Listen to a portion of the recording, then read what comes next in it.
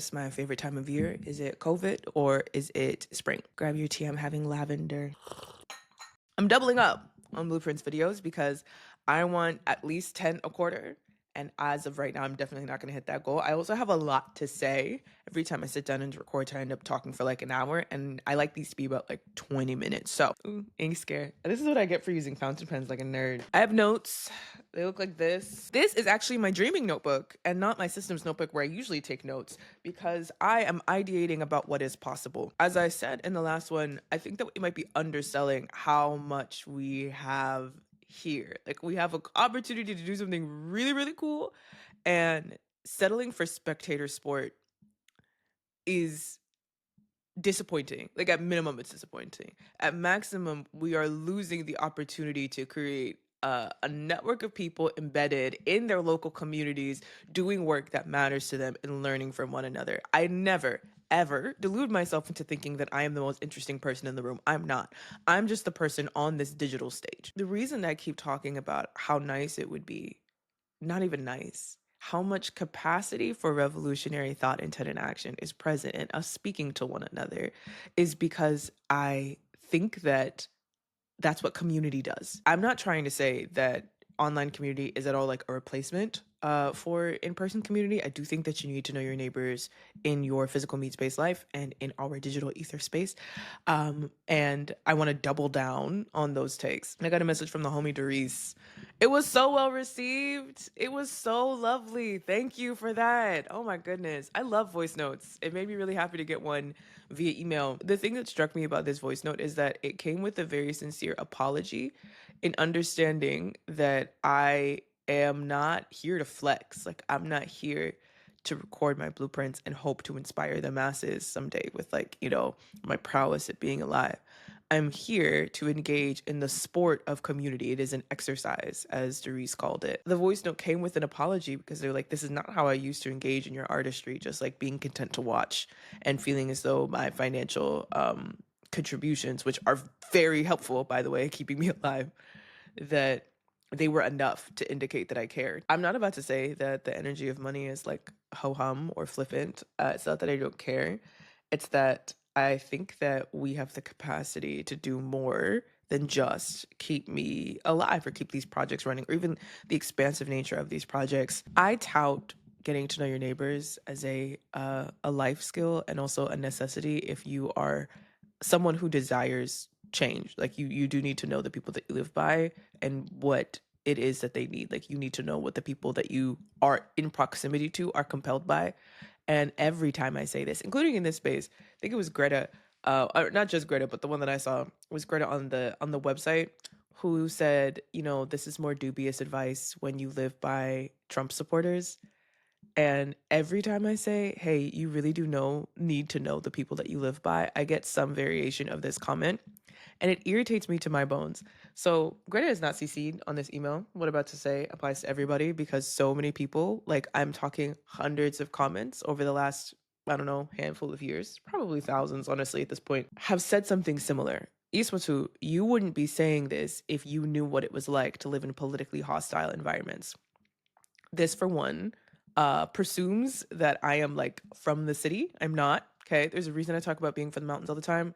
And I don't know who you thought that I was living around in these white mountains where I was the only Black person other than my family for like a 10 to 15 square mile radius. It also presumes that I have no idea what it would be like to be deviant in said environments. So, for one, I grew up around Reaganites. Okay, not just Trump supporters, Reaganites. My high school classmates drove Confederate flags on their pickup trucks to high school every day. My math teacher had a bobblehead of Ronald Reagan that he personally saluted along with the flag before every day, like every day. So the idea that I don't know what it is like to know people who have political ideologies that might be hostile to you, it boggles my mind. I do not know how we came to this assumption. Additionally, I'm from a conservative family. Okay, like I was raised by military men, police officers, prison superintendents, and their wives, like, and they're very conservative Christian wives. and I am a gay stripper, and my family knows. Like the idea that I don't, sorry, the idea that I do not know what it is like or could not imagine what it would be like to exist in a politically hostile climate. I wear my deviance on my skin. This was the early 2000s, right? Or the mid 2000s, where every white kid was not trying to like sound black and be black and pick up like the coolest black thing from TikTok. Like, no, I was always the premise of this argument that I would not say this if I did not know what it was like to be around politically hostile people is absurd, and I do not know where we picked it up. I need you to get to know your neighbors because you need someone to be able to call an event of emergency. It's a very deeply American idea that you only should know or talk to people that agree with you ideologically. It's one of the reasons that this country is so particularly polarized in a way that feels dangerous, because the people who would otherwise care about you realize Trump supporters are part of the masses, right? Like when we talk about a popular revolution and a popular uprising, that's half the country, right? Like it is so much better for you to know what compels them in their material circumstance than not. You're their neighbor. Do you think that they're gonna bite you? There's incentive here to get along. And one of the reasons that the Republican Party is so successful in their control of their masses is because they have community values as like a forefront. Like they have the idea that you need to get to know one another and be friendly to one another and talk to one another from jump. You don't actually have to like them to know them. I am not saying that your neighbor needs to be your best buddy. I am saying that it behooves you to know who they are and to have their phone number, because if your house ever catches on fire, like mine did when I was in high school, and it necessitated you stepping out of the realm of comfort to be able to depend on them, they know who you are. And we know this, right? This is a group of people that also believe in climate change, that it is not just like possible, that it's happening inevitably. So when a climate change catastrophe comes to you, who do you think you will be working with to survive? Because it is not like your book club that costs 20 minutes to drive, okay? It's the people that live right next to you. You need to know who they are. It doesn't really matter if you agree ideologically. And also, people only care about the president and the presidency because they think that it will improve their material circumstances. And it's a bit difficult to change your mind on that if you don't have anybody who is showing you new ways of life. One of the reasons that I enjoy sharing on the internet is because it introduces me to new ways of life and to new modes of thought all the time. I really appreciate getting shown, like having my videos be shown to people who disagree with me, who go out of their way to tell me why it is that they disagree, because they say things that I would not have thought of before. And we don't have to agree for that to be a really valuable process. Another thing that taught me this was the strip club, because it was full of Trump supporters and like open capitalists. I mean, like not just capitalists in ideology, capitalists in that they own like shopping malls, full of people that I would have assumed would have just called me the hard R and kept moving. I had to sit and talk to them for a living, and then I had to get really good at the muscle of sitting with people and talking to them about things that matter without like being super judgy. I'm not gonna lie to you, this is a judgy take to have. I don't want to get to know those people because they believe in Trump, assumes that they are a bad person.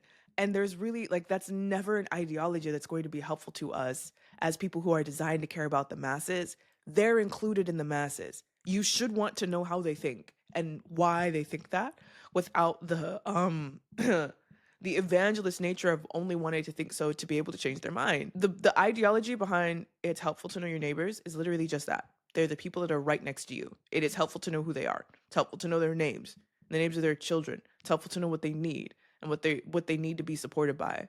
And part of you being an active part of your community is literally the block that you live on. Like, how are you all right caring about or being compelled by revolutionary thought and action, which is a love inspired, like at its core, revolution is a love inspired. And you're also cool with literally never speaking to these people that you live by. It doesn't like that does not add up at all. The idea also that this would take work, that it's going to take like actually 6 months or a year of being friendly to them for there to be progress made. Like this isn't a friendly Amazon, 2-day shipping. You actually like it's going to take work and it's going to be uncomfortable for a long time, and that we have to be willing to do this work. Okay. I also feel this way about this online space. that it would be not just helpful, a literal revolutionary tool for people who are connected on different parts of the world, but do have similar ideologies to be able to talk to one another and share notes. For one, I'm never going to stop feeling weird speaking to people who I know are watching me and I know who are seeing me who say nothing. Like, yeah, that's going to feel weird forever. So you know. So if you're watching this and going, but Iswantu doesn't mean me, I do. I literally do mean you. Please speak back to me. I am not here to be entertaining. I am here literally engaging in the work, in the active physical work of building community in online space because I think it would be helpful to us all. I'm not going to stop doing it, but I also am not going to stop telling you that it would go faster and be better for me if we spoke to one another. What was the other thing? Oh, yeah. I also don't feel like you all would like me very much. Like if you had met me as a teenager, because I grew up being raised by Republicans, being raised by conservative Africans, and being taught by conservative white people. And I was never a Republican, but I certainly did not have like all the right answers, if that makes sense. Anything that I learned about the world before I had the tools to be able to explore for myself came from people being really patient with me and explaining to me things that I had never heard of before. I said some like heinous shit, things that I don't stand by at all. Anti-black sentiments, homophobic sentiments. You know, like I didn't beyond I didn't know better. I did not know that there were other modes of thinking available to me, and it took people in college slowing down and having conversation after conversation with me to be able to open my mind to new ways and new modes of being.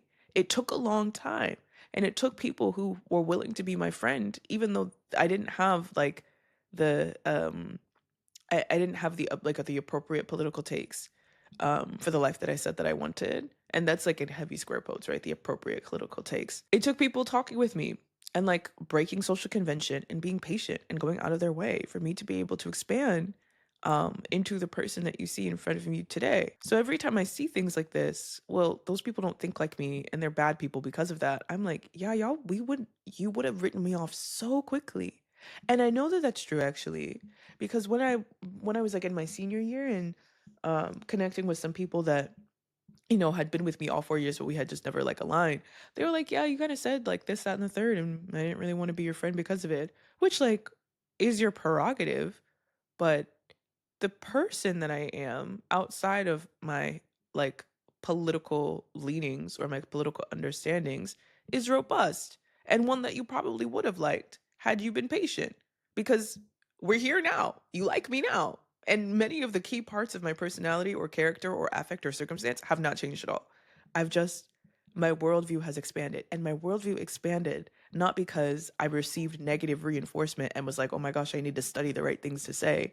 It was because people sat with me in love over and over and over again. Yeah, gee, it just makes me sad. Every time I see some variation of, but those are the bad people, so I don't wish to talk to them. To be fair, you know nothing about them other than like the Trump side in their yard. And they know nothing about you except for the fact that you refuse to speak to them. Only one of those things is really based in any sort of like behavioral ideology. Do you know what I mean? I don't care about electoral politics. I don't. They're only a reflection of people's material circumstances. People will support whatever they believe is going to make their lives better. So if you are really engaged in like revolutionary struggle, where do you think that happens other than the place that you live? Last note, if I were to take these ideologies into Sierra Leone, I would literally never, ever, ever speak to anybody. It is a country where it is illegal to be gay. It is a jailable offense, but quite frankly, if someone's hauling you to jail because you have been so like politically gay, you'll probably die in a mob. Transness is not even like in the question. I like there are so many parts of my personhood and circumstance that are literally in danger in the country that I live in full time. And if my ideology was I don't want to support people who support corrupt politicians, or I don't want to support people who would put me in danger because they believe being gay is wrong or a cardinal sin, I wouldn't speak to anybody. Do we actually think that is a feasible way to live life?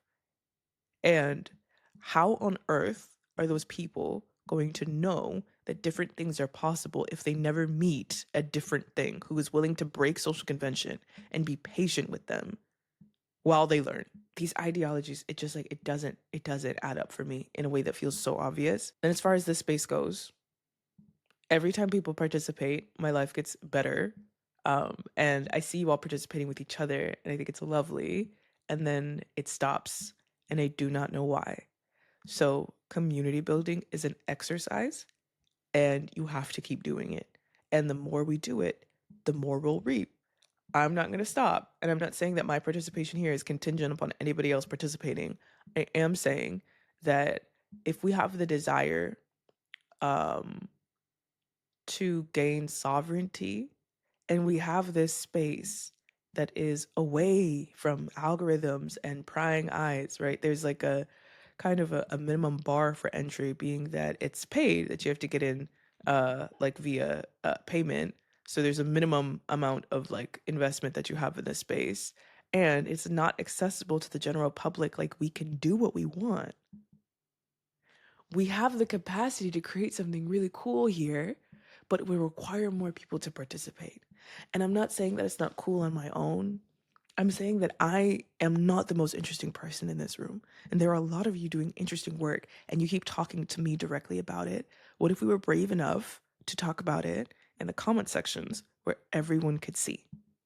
Also, I don't want to be in the Discord. I understand that like there's probably I don't know if this is just an offset of like the internet friends and study Discord, if there's a separate one entirely. I do think that you all deserve space to talk when I'm not there because of the nature of the way that this is set up. I'm teacher, you know what I mean? Like you need teacher out the room.